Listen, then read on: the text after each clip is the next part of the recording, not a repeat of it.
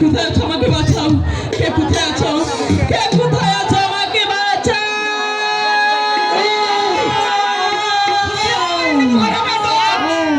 তোমাদের উচ্চতর তরবারি, আমার কাজে বাধা দিতে এসেছো। গরিব মানুষগুলিকে এইভাবে দেশের নিরহ মানুষগুলিকে ধরে এনে চাবুকের পর চাবুক মারবে আর আপনার তা নীরবে সহ্য করে যাব না। না না, যে চাবুক তোমরা নিরহ মানুষের পিঠে মেরেছো, আমি সে চাবুক মেরে দেব।